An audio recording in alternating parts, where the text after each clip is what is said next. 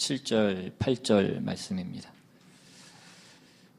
히브리서 13장 7절, 8절 말씀 같이 보도록 하겠습니다.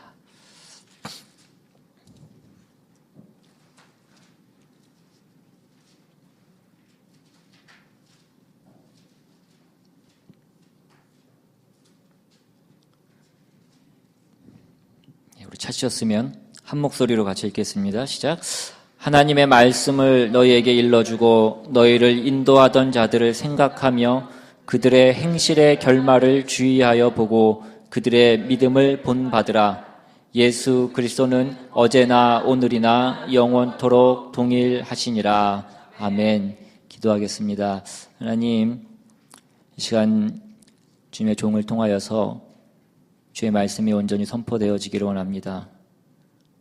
주의 종을 통하여서 주님의 은혜와 주님의 사랑과 그 주의 진리가 온전히 전하여지게 주님 도와주시옵시고, 그것이 우리의 삶 가운데, 우리의 마음 가운데, 우리의 모든 것 가운데에 새겨지고 역사하는 그 귀한 일들이 오늘 이 말씀을 통하여서, 오늘 이 시간을 통하여서 이루어질 수 있도록 주님 인도하여 주시옵소서. 오늘 이곳에 함께 하시는 성령님께서 우리의 마음을 모두 주관하여 주시옵시고 악한 것 틈타지 않도록 주님 역사하여 주시옵소서. 감사드리고 예수님의 이름으로 기도드리옵나이다. 아멘. 이제 시대가 점점 발전하고 이렇게 스마트한 그런 시대가 되어지면서 이제는 이제 종교 생활도 스마트한 그런 종교 생활의 시대가 도래한 것 같습니다. 한 기사를 보니까 대만에 있는 한 모바일 업체가 올 4월 달에 기도 대행 앱이라는 것을 개발했다고 합니다. 그래서 이용자가 앱에서 그 기도 목적을 선택한 다음에 결제를 하게 되면 그 대행 인력이 그 사람의 이름과 생일을 적은 그 새겨진 그 향을 가지고 사원에 가서 대신 기도를 드려준다는 것입니다. 그래서 지금 현재까지는 10개, 대만 내에 있는 10개 사원과 이렇게 협력 중에 이렇게 있고, 올 연말까지 100개의 사원과 협력해서 그렇게 개발하는 것을 목표로 그렇게 하고 있다라는 기사를 봤습니다. 물론 아직까지 이게 교회 안에, 기독교 안에 있는 그런 일은 아니지만, 시간이 조금 더 흐르고 나면 이게 교회 안에는 잊지 말라라는 그런 법이 없을 수도 있겠다라는 그런 생각이 듭니다. 요즘에도 보면 점점 수요 예배나 기도회나 이런 걸 보면 사람들이 점점 주일 예배 외에는 잘 나오지 않는 모습들을 우리는 잘 봅니다. 그리고 주일 예배 시간도 점점 더 짧아지게 되는 것을 봅니다. 주일 예배도 1부부터 새벽부터 저녁까지, 1부부터 오부, 6부 그렇게 나눠져서 자기 맞는 시간에 편하게 그렇게 주일 예배를 드리는 모습들을 우리는 교회 안에서도 볼 수 있습니다. 왜 이러한 일들이 교회 안에 일어나고 있느냐라는 것입니다. 그것은 아마 많은 사람들이 그 신앙을 통하여서, 그 종교라는 것을 통하여서 그들이 원하는 것이 이 세상 가운데의 어떤 보상과 형통이기 때문이고, 또한 그것을 구하는 그 방법마저도 점점 더 편한 것을 추구하고 있기 때문이라는 것입니다. 오늘 본문 말씀을 보시면, 오늘 본문 7절 말씀은 우리에게 무엇이라고 말씀하고 있습니까? 오늘 본문의 7절 말씀은 예수 믿는 사람들이 이 세상에서 그 신앙의 현실 가운데 당하는 그 어려움들을 신앙의 차원에서 어떻게 해석할 것인가, 어떻게 극복할 것인가에 대한 그 문제에 대한 어떤 보이는 모델들을 제시해 주고 있는 것입니다. 너희에게 복음을 전하고 하나님의 사람으로 살 것을 요구했던 그 사람들이 무엇을 추구했고 어떻게 살았고 어떤 자세로 그 모든 것들을 극복했는가, 그것을 보라 하는 것입니다.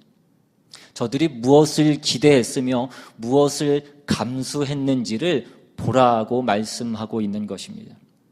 그래서 오늘 본문에서 말씀하고 있는 너희를 인도하던 자들을 생각하라 라고 그 말씀하는 것은 그들의 삶을 묵상하고 기억하고 곰곰이 생각해서 너희들이 어떻게 살아야 될지를 저들의 삶의 원칙과 내용과 비교하여 보고 본받으라 라고 그렇게 말씀하고 있는 것입니다. 디모데후서 4장에 가면 이런 차원에서의 대표적인 한 내용이 나옵니다. 4장 1절에 하나님 앞과 살아있는 자와 죽은 자를 심판하실 그리스도 예수 앞에서 그가 나타나실 것과 그의 나라를 두고 엄히 명하노니 너는 말씀을 전파하라. 때를 어떤지 못 어떤지 항상 힘쓰라. 범사의 오래 참음과 가르침으로 경책하며 경계하며 권하라. 때가 이르니 사람이 바른 교훈을 받지 아니하며 귀가 가려워서 자기의 사욕을 따라 스승을 많이 두고 또 그 길을 진리에서 돌이켜 허탄한 이야기를 따르리라. 그러나 너는 모든 일에 신중하여 고난을 받으며 전도자의 일을 하며 내 직무를 다하라. 전제와 같이 내가 벌써 부어지고 나의 떠날 시각이 가까웠도다. 나는 선한 싸움을 싸우고 나의 달려갈 길을 마치고 믿음을 지켰으니 이제 후로는 나를 위하여 의의 면류관이 예비되었으므로 주 곧 의로우신 재판장이 그날에 내게 주실 것이며 내게만 아니라 주의 나타나심을 사모하는 모든 자에게 도니라. 오늘 이 말씀을 보시면 바울이 그의 전 생애를 지배한 어떤 사상과 어떤 원칙이 하나 있다라고 한다면 오늘 우리가 방금 읽은 1절에 나와 있는 것과 같이 그가 하나님 앞과 살아있는 자와 죽은 자를 심판하실 예수 그리스도 앞에서 그가 나타나실 것과 그의 나라를 그가 두고 있었다라는 그런 사실입니다. 여러분, 성도들의 신앙은 하나님 앞에서 심판받을 것을 그 궁극적인 심판으로 또 그때 가서야 보상을 받을 것으로 우리는 기대하는 것입니다. 그래서 우리의 어떤 신앙 가운데 우리의 보상은 이 땅 가운데 이 세상 가운데 있지 않다는 것입니다. 그래서 우리가 이러한 우리의 삶 가운데 목표와 내용과 원칙을 가지고 우리가 이 세상을 살아갈 때에 우리가 이 세상과 타협할 것이 없다라는 것을 성경은 우리에게 말씀해 주고 있는 것입니다. 그 다음 2절에 있는 바와 같이 너희는 말씀을 전파하라. 때를 어떤지 못 어떤지 항상 힘쓰라. 범사에 오래 참음과 가르침으로 경책하며 경계하며 권하라. 왜 그렇습니까? 세상은 하나님 나라를 목표로 하고 있지 않기 때문입니다. 세상은 하나님의 심판을 기준으로 삼고 있지 않기 때문이라는 것입니다. 그래서 그 뒤에 나오는 5절에 보시면 그러나 너는 모든 일에 신중하며 고난을 받으며 전도자의 일을 하며 내 직무를 다하라 라는 것입니다. 이 세상에서 우리는 세상이 우리 편을 들지 않고 방해하는 그 모든 일들을 감수해야 된다라는 것입니다. 그래서 그것을 뭐라고 말씀하는 것입니까? 그렇게 사는 것을 뭐라고 말씀하고 있습니까? 다음에 나오는 7절에 나는 선한 싸움을 싸우고 나의 달려갈 길을 마치고 믿음을 지켰으니 이제 후로는 나를 위하여 의의 면류관이 예비되었으므로 주 곧 의로우신 재판장이 그날에 내게 주실 것이며 내게만 아니라 주의 나타심을 사모하는 모든 자에게 도니라. 이것이 그리스도를 믿는 신자들의 삶의 목표이고 그 삶의 가치이고 추구하는 바이고 그 시각이라는 것입니다. 오늘 이 히브리서를 받는 이 히브리서 수신자들이나 오늘 믿음을 가지고 살아가고 있는 이 현대를 살아가는 성도에게 있어서나 가장 큰 문제는 무엇입니까? 우리가 예수를 믿는 것이 현실적으로 어떤 보상을 받을 것인가 그것을 기대하는 것이라는 것입니다. 그것이 더욱 문제였던 것은 한국교회가 지나간 오랜 시간 동안에 그 신앙에 있어서 그 정당한 보상을 이런 것으로 이 현실적인 것으로 강요하고 강조한 것에 또한 있는 것입니다. 예수 믿으면 승리하고 예수 믿으면 형통하고 예수 믿으면 이 세상에서 크게 쓰인다는 식으로 그 보상을 강조해 왔다라는 것입니다. 그러나 성경은 그렇게 얘기하고 있지 않은 데에 우리는 혼란이 있는 것입니다. 여러분, 세상은 영원한 나라와 그 거룩에 대해서 관심이 없습니다.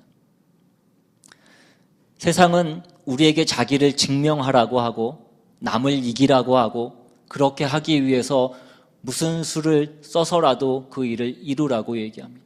그러나 성경은 우리에게 그렇게 가르치고 있지 않다라는 것입니다. 예수를 믿고 그 영원한 나라를 준비하고 경건과 거룩을 연습하고 그 일을 방해하는 세상에 미혹되지 말라는 것입니다. 그래서 그것이 오늘 본문식으로 너희를 인도하던 자들을 잘 생각해 보라 이것입니다. 그들의 삶을 잘 묵상해 보라는 것입니다. 너희를 인도하던 자들이, 너희에게 말씀을 가르치던 그 자들이 어떻게 살았는지를 잘 생각해 보라는 것입니다. 그들이 이 세상 가운데 무엇을 기대했는지, 어떤 보상을 기대했는지를 잘 생각해 보라는 것입니다. 빌립보서로 가시면 빌립보서 1장에 예수 믿는 사람들이 목표했던 것이 무엇인지에 대해서 우리는 볼 수 있습니다. 그들의 삶을 보면 그들의 삶 가운데 세상적인 것을 목표로 한 것이 아무것도 나와 있지 않다는 것입니다. 빌립보서 1장 12절 이하에 형제들아 내가 당한 일이 도리어 복음 전파의 진전이 된 줄을 너희가 알기를 원하노라. 이러므로 나의 매임이 그리스도 안에서 모든 시대 안과 그 밖에 모든 사람에게 나타났으니 형제 중 다수가 나의 매임으로 말미암아 주 안에서 신뢰함으로 겁없이 하나님의 말씀을 더욱 담대히 전하게 되었느니라. 어떤 이들은 투기와 분쟁으로 어떤 이들은 착한 뜻으로 그리스도를 전파하나니 이들은 내가 복음을 변증하기 위하여 세우심을 받은 줄 알고 사랑으로 하나 그들은 나의 매임에 괴로움을 더하게 할 줄로 생각하여 순수하지 못하게 다툼으로 그리스도를 전파하느니라. 우리가 초대교회의 역사를 보면 사도 바울만큼 그 초대교회 역사에 큰 일을 한 사람은, 많은 일을 한 사람은 없을 것입니다. 그런데 사도 바울이 그 역사 가운데 그렇게 많은 일을, 큰 일을 하게 되자 그를 추종하는 사람들이 생겼고 따르고 그를 편을 드는 사람들이 있었습니다. 그런데 그런가 하면 그가 그런 일로 이름을 얻고 명성을 얻게 되자 그가 하는 일에 대해서 시기하고 질투하고 투기하는 사람들이 또한 있었습니다. 그러던 어느 날 바울이 감옥에 갇히게 됩니다. 그가 감옥에 갇히게 되자 바울을 따르고 추종하던 자들은 그가 잡힌 것에 대해서 안타까워하면서 이제는 우리가 그의 뒤를 잇자, 그가 하던 일, 그가 하던 그 책임을 자신들의 책임으로, 자신들이 그 책임을 전가받은 것으로 그렇게 생각하고 그 복음 전하는 일을 계속 이어서 했던 사람들이 있었습니다. 그런데 그런가 하면 반면에 그를 시기했던 사람들은 이제 바울이 감옥에 갇혀서 그 일을 하지 못하게 되자 바울이 정말 하나님의 충성된 종이었다면 하나님께서 왜 그를 가두셨겠는가? 하나님이 그를 가두신 것은 그가 하나님의 진실된 종이 아니었기 때문에 하나님께서 그를 가두신 것이라. 그가 진실된 종이 아니라 우리가 진짜라라고 그렇게 얘기하면서 그 시기와 그 질투하는 마음으로 그 바울을 더 괴롭게 하기 위한 마음으로 자신들을 드러내기 위한 마음으로 그 복음을 전하고 그 일을 했던 사람들이 또한 있었다라는 것입니다. 바울의 입장에서 생각하면 그 일은 굉장히 아마 속이 상하는 일이었을 것이고 굉장히 열불이 나는 그런 일이었을 것입니다. 사도 바울이 그 복음의 일, 하나님 나라의 일을 하면서 그가 어떤 명성을 원했던 것도 아니었고 어떤 보수를 원했던 적도 없습니다. 열심히 하나님 나라의 일을 하고 열심히 신앙생활했더니 좋은 결과와 좋은 명성을 얻어진 것이 아니라 시기하고 모함하고 자기를 약올리는 무리들이 생겼더라는 것입니다. 그런데 그 일에 대해서 사도 바울이 어떻게 반응한, 그 뒤에 나오는 18절 말씀을 보시면 그러면 무엇이냐? 거칠애로 하나 참으로 하나 무슨 방도로 하든지 전파되는 것은 그리스도니 이로써 나는 기뻐하고 또한 기뻐하리라. 사도 바울이 어떤 이들은 자기를 투기하고 질투하는 마음으로, 시기하는 마음으로, 온전치 못한 마음으로 자기를 더 괴롭게 하려고, 잘난 척하려고 그 모든 일들을 행했지만 그렇게 그들이 그 일을 행했다고 할지라도 그것이 하나님의 일, 예수 그리스도의 이름을 전파하는 그 일에 사용됐다고 한다면 그것이 기쁨이라는 것입니다. 사도 바울은 자기의 신앙 행위나 자기가 가지고 있는 직분으로 인하여서 자기의 삶 가운데 어떤 유익을 구하려고 하는 것이 조금도 있지 않았다라는 것입니다. 여러분, 결국 우리의 신앙의 싸움은 뭐냐면 우리가 예수를 믿는 것으로 현실적으로 보상을 받을 것이냐 아니면 그게 아니라는 것을 각오하느냐, 그 싸움인 것입니다. 우리가 예수 믿는 것으로 예수 믿기 시작하면 처음에 걸리는 싸움은, 걸리는 시험은 다 이것인 것입니다. 우리가 예수 믿는 것으로 인하여서 이 세상에서 살 때에 하나님이 고통을 면하게 해주고 모든 일에 순탄한 길을 주실 거냐 안 주실 것이냐, 우리의 관심은 다 거기에 가 있습니다. 그러나 예수 믿는 것으로, 그래서 예수 믿는 것으로 우리가 현실 생활 가운데 어떤 어려움이 닥치면 우리는 세상 보고 뭐라고 하는 것이 아니라 우리는 하나님께 달려가서 하나님께 떼를 쓴다라는 것입니다. 왜 이놈의 세상이 이 모양 이 꼴이냐고 얘기하는 것이 아니라 왜 내가 이렇게 열심히 살고 왜 내가 이렇게 정직하게 살았는데 세상이 나에 대해서 이렇게 나를 대우하느냐라고 얘기하는 것이 아니라 내가 이렇게 열심히 살았는데 하나님 왜 나에게 이렇게 하시느냐라고 하나님 앞에 가서 우리는 아우성을 친다라는 것입니다. 여러분, 우리가 알아야 될 것은 무엇이냐면 이 세상은 그 거룩과 그 진리에 대해서 관심이 없다라는 것입니다. 관심이 없을 뿐만 아니라 그 경건과 그 영혼을 준비하는 자를 어떻게 해서든지 넘어뜨리고 무너뜨리려고 하는 것이, 실패케 하려는 것이 세상이 우리에게 하는 것입니다. 무엇을 가지고? 그 고통과 형통이라는 그 무기를 가지고. 여러분, 우리가 이 세상에서의 형통을 원한다라고 한다면 우리는 신앙을 버리는 것이 어쩌면 우리에게 더 도움이 될지도 모릅니다. 우리가 세상과 타협을 하면 그때부터 세상은 우리의 편을 들고 우리를 공격하지 않는 것입니다. 그러나 우리가 신앙을 붙들고 있으면, 우리가 신앙을 붙들고 살기를 원한다면 우리는 고통을 면하게 해달라고 말하지 말아야 된다는 것입니다. 우리가 신앙을 붙잡으면 우리는 영생과 거룩과 영광을 얻는 것입니다. 그러나 고통이 면한다는 보상을 우리에게 주지는 않는다는 것입니다. 신앙이라는 것은 결국 이 싸움을 계속해 나아가는 것입니다.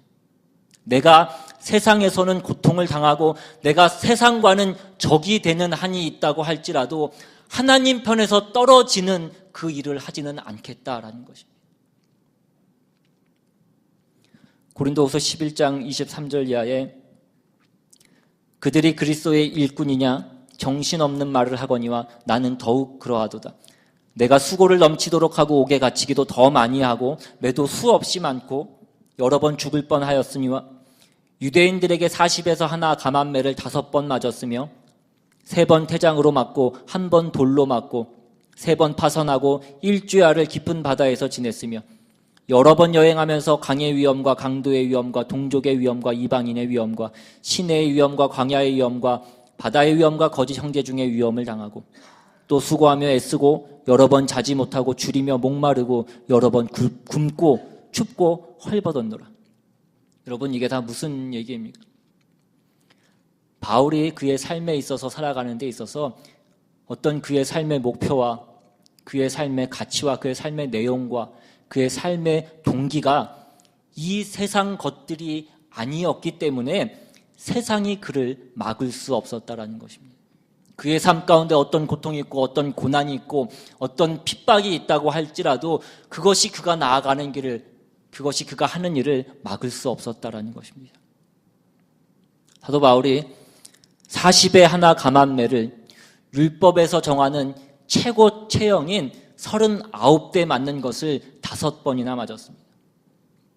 40대 이상을 때리지 않는 것은 40대 이상을 맞으면 사람이 죽기 때문인 것입니다. 그러니까 그가 39대를 맞았다라는 것은 거의 죽기 직전까지 매를 맞은 것입니다. 그런데 그가 39대 매를 맞고 나서 그 매를 맞았음에도 불구하고 그가 가는 길을 포기하지 않고 그 길을 다시 갔기 때문에 또 다시 39대를 맞고, 그럼에도 불구하고 또 그 길을 가서 또 39대를 맞고, 그가 그렇게 5번이나 맞았다는 것입니다. 그것만으로 끝난 것이 아니라 3번 태장으로 맞고 1번 돌로 맞습니다. 배 타고 가다가 파선해서 일주야를 바다 가운데 있고 강의 위험과 강도의 위험과 동족의 위험과 이방인의 위험과 이런 여러 가지 위험과 고난을 그가 당해야 됐습니다. 그가 왜 이런 위험과 고난을 당해야만 했냐라는 것입니다. 그러니까 세상과 반대하는 일을 했기 때문에 그가 하나님이 원하시는 그 일을 하느라고 그가 이 모든 고난과 고통을 당했다라는 것입니다. 그럼에도 이러한 어려움들이 그에게 아무런 문제가 되지 않았다라는 것입니다. 그에게 어려웠던 일은 무엇이었? 그의 마음을 괴롭히는 일은 무엇이었습니까? 그 뒤에 나오는 28절에 보시면 이 위의 일은 고사하고 아직도 날마다 내 속에 눌리는 일이 있으니 곧 모든 교회를 위하여 염려하는 것이라. 누가 약하면 내가 약하지 아니하며 누가 실족하게 되면 내가 애타지 아니하더냐. 사도 바울의 마음을 괴롭혔던 일은 하나님의 크신 은혜와 사랑으로 구원받은 그 사람들이 하나님의 사람답게 살지 못하고 그 일에 실패하고 실족해서 그래서 교회가 흔들리고 그 모든 일들에 그가 애가 타고 그가 목을 메고 있었던 것이지 세상이 그를 어떻게 취급하느냐에는 그가 관심이 없었다라는 것입니다. 얼마 전에 어떤 드라마를 잠깐 본 적이 있는데 어떤 남자가 혼자 어떤 여자를 막 좋아하다가 드디어 처음 데이트 약속을 하고 데이트 승낙을 얻어서 약속 데이트를 잡게 된 것입니다. 일을 마치고 그 약속 장소로 차를 타고 막 가는데 그날따라 차가 너무나 막히는 것입니다. 그래서 할 수 없이 골목길로 들어가서 막 가는데 가다가 또 마침 옆에서 나온 차하고 접촉사고가 일어나게 됩니다. 상대방이 잘못한 것임에도 불구하고 됐다고 얘기하고 자기가 다 알아서 할 테니까 내 차도 내가 고치고 내가 다친 것도 내가 알아서 할 테니까 신경 쓰지 말고 빨리 차나 빼주시고 빨리 그냥 가시라고 그렇게 얘기하고 또 길을 가는데 차가 너무나 막히는 할 수 없이 이제는 차를 세워두고 그때부터 내려서 이 사람이 뛰기 시작합니다. 뛰다가 이리저리 부딪히고 넘어지고 여기저기가 까지고 손에서 피가 나고 그러나 그 사람이 그 모든 것들이 상관이 없더라는 것입니다. 그 사람의 마음속에 있는 것은 무엇입니까? 오직 그 사랑하는 그 여자를 만나러 가는 그 일만이 그 마음속에 일편단심으로 있는 것입니다. 오늘 이 사도 바울이 그렇게 살고 있는 것입니다. 나를 빨리 때려라 이것입니다. 내가 39대 빨리 맞고 내가 또 가서 할 일이 있으니까 나를 빨리 때려라 이것입니다. 그가 뭐 때문에 이러한 고난을 당하고 이렇게 그 삶을 살아가느냐 이것입니다. 그 삶에 있어서는 더 중요한 일이 있고 더 급한 일이 있기 때문인 것입니다. 그는 영원한 나라가 있는 것을 알고 영원한 생명이 있는 것을 알고 그가 영원한 보상이 있는 것을 알고 있었기 때문이라는 것입니다. 여러분, 우리의 신앙도 마찬가지인 것입니다. 우리가 물어봐야 될 것은 우리가 왜 예수를 믿냐 이것입니다. 우리가 예수를 믿어서 무슨 보상이 있을 것이라고 성경이 우리에게 약속하고 있느냐라는 것입니다. 성경이 우리에게 이 현실 생활 가운데 우리에게 무슨 유익을 줄 것이라고 우리에게 약속하고 있냐라는 것입니다. 성경에서 말하는 우리의 신앙의 궁극적인 목적은 물질이 아니라는 것입니다. 하나님 앞에 서는 것이고 하나님의 마음에 드는 것입니다. 그래서 우리의 삶 가운데 하나님께서 역사하셔서 우리의 삶을 통하여서 우리를 하나님의 자녀답게 그렇게 만들어 가시는 것입니다. 빌립보서 3장에 가시면 사도 바울이 그의 생애를 이렇게 설명합니다.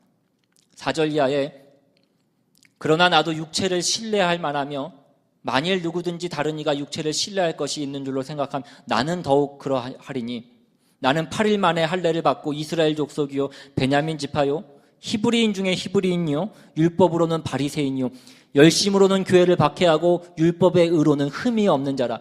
그러나 무엇이든지 내게 유익하던 것을 내가 그리스도를 위하여 다 해로 여길 뿐더러 또한 모든 것을 해로 여김은 내 주 그리스도 예수를 아는 지식이 가장 고상하기 때문이라. 내가 그를 위하여 모든 것을 잃어버리고 배설물로 여김은 그리스도를 얻고 그 안에서 발견되려 함이니 내가 가진 은은 율법에서 난 것이 아니요 오직 그리스도를 믿음으로 말미암은 것이니 곧 믿음으로 하나님께로부터 난 의라. 내가 그리스도와 그 부활의 권능과 그 고난에 참여함을 알고자 하여 그의 죽으심을 본받아 어떻게 해서든지 죽은 자 가운데서 부활에 이르려 하노니 내가 이미 얻었다 함도 아니요 온전히 이루었다 함도 아니라 오직 내가 그리스도 예수께 잡힌 바 된 그것을 잡으려고 달려가노라. 여러분, 우리가 예수를 믿게 된 이유가 무엇이냐는 것입니다. 우리가 예수를 믿게 된 그 근본적인 이유가 무엇입니까? 우리는 이 세상을 살아가다가 보이는 이 세상이 전부가 아니란 것을 어느 날 알게 된 것입니다. 우리를 지으신 하나님이 계시고 이 온 세상 만물을 창조하신 하나님이 계시고 역사를 창조하시고 다스리시고 인도하고 계시는 그 하나님이 계신 것을 우리는 어느 날 알게 된 것입니다. 우리가 이 세상을 살다가 죽으면 그것으로 끝나는 것이 아니고 저 세상으로 가는 그 심판이 있고 영원한 나라가 우리를 위해서 준비되어 있다는 것을 우리가 어느 날 알게 된 것입니다. 우리 영원한 복을 위하여서 하나님께서 그 예수 그리스도를 우리에게 보내주신 것을 우리가 알게 되었다는 것입니다. 우리의 짧은 인생이 그 영원한 나라를 준비하는 기간이라는 것을 우리가 알게 되었다는 것입니다. 그런데 우리가 왜 그것을 언제나 이 세상의 것으로 바꿔 먹으려고 하느냐라는 것입니다. 왜 그 영원한 나라를 팔아서 이 세상 살아가는 그 잠깐의 것으로 우리가 바꾸려고 하는 그 어리석고 그 미련한 짓을 우리가 그토록 많이 하느냐 이것입니다. 우리의 믿음이 없어서 그렇다는 것입니다. 우리가 어리석어서 그렇다는 것입니다. 여러분, 부모가 아이들한테 왜 그렇게 학교 다닐 때 열심히 공부하라고 그렇게 얘기합니까?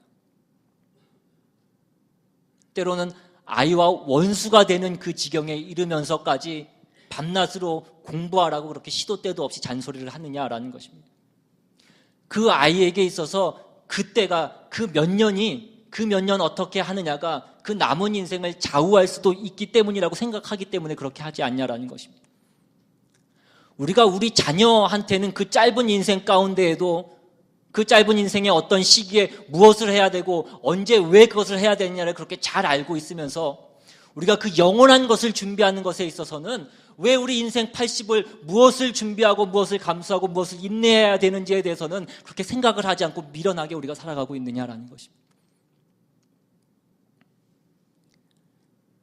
아까 읽은 빌립보서 3장 7절에 보시면 그러나 무엇이든지 내게 유익하던 것을 내가 그리스도를 위하여 다 해로 여길 뿐더러 또한 모든 것을 해로 여김은 내 주 그리스도 예수를 아는 지식이 가장 고상하기 때문이라 라고 그렇게 말씀합니다.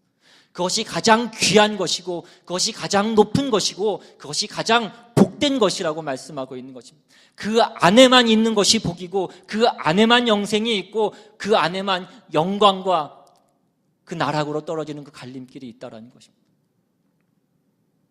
우리가 예수를 믿고 그리고 그것이 무엇을 의미하는 것인지를 우리가 조금만 더 생각한다면 우리가 이 세상에서 만나게 되는 그 어떤 어려움도 문제가 아니라는 것을 알게 되고 우리는 그 어려움을 이길 수 있는 든든한 자세를 갖출 수 있을 것이다라고 오늘 성경은 우리에게 가르치는 것입니다. 고린도후서 12장 7절 이하에 보시면 여러 계시를 받은 것이 지극히 크므로 너무 자만하지 않게 하시려고 내 육체에 가시 곧 사탄의 사자를 주셨으니 이는 나를 쳐서 너무 자만하지 않게 하려 하심이라. 이것이 내게 떠나가게 하기 위하여 내가 3번 주께 간구하였더니 나에게 이르시기를 내 은혜가 내게 족하도다. 이는 내 능력이 약한 데서 온전하여 짐이라 하신지라. 그러므로 도리어 크게 기뻐함으로 나의 여러 약한 것들에 대하여 자랑하리니 이는 그리스도의 능력이 내게 머물게 하려 함이라. 우리가 많은 믿음의 사람들을 보면 그들이 그 믿음의 길을 가는 그 길 가운데 형통하지 않은 것을 우리는 보게 됩니다. 사도 바울은 그 몸에 자신이 표현하는 바대로 가시라고 얘기하는 어떤 심각한 질병이 그의 몸 가운데 있었습니다. 학자들은 그것이 심각한 안질이라고 얘기하는 사람도 있고 그것이 간질이었을 것이다 라고 얘기하는 사람들도 있습니다. 그것이 무엇이었던지 간에 그가 그것이 사단의 사자라고 얘기할 만큼 그의 삶과 그의 사역에 있어서 그것이 방해되는 일이었음에는 틀림이 없습니다. 그런데 그가 그것을 주께 없애달라고 3번이나 간구했지만 하나님께서 그 간구를 들어주시지 않았습니다. 사도 바울이 하나님께 그것을 간구한 것은 자신의 유익을 위해서 간구한 것도 아니었습니다. 주님의 영광과 자신이 전하려고 하는 그 복음에 누가 되지 않게 하기 위해서 그것을 없애달라고 하나님께 간구했던 것입니다. 그러나 하나님은 내 은혜가 내게 족하도다. 이는 내 능력이 약한 데서 온전하여 짐이라 라고 그렇게 말씀합니다. 우리는 우리가 생각하기를 바울이 형통하고 더 멋지고 더 높은 자리에서 그 복음을 전해야 그 일이 더 잘 되고 더 효과적으로 그 일이 이루어질 것이라고 생각합니다. 그러나 성경은 그렇게 얘기하고 있지 않다라는 것입니다. 우리는 이 세상에서 갖는 우리의 모든 어려움들에 대해서, 억울함에 대해서 넉넉하게 보상을 받게 될 것입니다. 그러나 그때가 지금은 아니라는 것입니다. 지금이 아닌 것은 하나님이 지금은 능력이 없어서 그러신 것은 아닙니다. 지금 우리에게 형통함을 주시지 않는 것은, 지금 우리에게 필요한 것은 그 하나님의 나라와 그 하나님의 나라에 맞는 그 자격을 갖추는 것이 중요한 것이지, 이 세상의 형통함을 누림으로 우리가 그 목적이 혼돈되어지는 것이, 혼돈되어져서는 안 되기 때문이라는 것입니다. 여러분, 하나님께서 우리를 인도하시는 그 길과 방법은 하나님의 지혜와 능력에서 나오는 것이고, 그것은 최선의 과정인 것입니다. 우리가 자녀를 기를 때에도 자녀의 생각과 부모의 생각이 다른 것처럼 하나님이 우리를 인도하실 때에도 하나님의 생각과 우리의 생각은 다른 것입니다. 하나님이 우리의 인생에 대해서 베푼 그 길이 어쩌면 고통스러울 수도 있고, 어쩌면 우리 생각에는 손해보는 길인 것 같을 수도 있지만, 그 안에서 하나님의 그 인도하심 가운데에서 우리는 하나님의 자녀답게 우리는 만들어져 가는 것입니다. 그래서 우리는 신자로서 이 세상에서 당하는 그 어려움과 그 많은 짐들에 대해서 우리가 울고 불고 할 것이 아니라 우리가 묵묵히 그 짐을 지고 나아가야 되는 것입니다. 그 속에서 우리는 전혀 예상치 못한 방법으로, 우리가 상상치 못한 방법으로 우리는 하나님의 자녀답게 그렇게 만들어져 가는 것입니다. 오늘 우리가 당하는 현실 가운데 우리 삶의 배경과 조건과 모든 상황 가운데 이것이 하나님의 지혜고 하나님의 능력이고 나를 사랑하시고 나를 복주시기 위해서 하나님께서 우리에게 허락하신 것임을 우리가 기억하고 감사하고 충성됨으로 우리에게 주어진 그 길을 묵묵히 나아가고 승리하는 저와 여러분이 다 되시기를 주님의 이름으로 축원합니다. 우리 시간 같이 찬양하고 받으신 말씀 생각하면서 함께 기도하기를 원합니다. 나의 가는 길 주님 인도하시네. 그는 보이지 않아도 날 위해 일하시네. 오늘 우리가 가는 우리의 인생길, 우리가 처한 우리의 환경, 우리의 여건, 우리의 모든 문제, 그 모든 것들이 하나님이 우리에게 주신 길이고 하나님이 우리를 인도하시는 길인 것임을 우리가 잊지 않기를 원합니다. 그것이 하나님 우리를 사랑하셔서 우리를 복주시기 위해서 가장 좋은 것으로 인도하고 계신 것임을 우리가 늘 기억해야 될 것입니다. 그래서 그 길을 우리가 마다하는 것이 아니라 끝까지 그 길로 나아가는 저와 여러분 다 되시기를 바랍니다.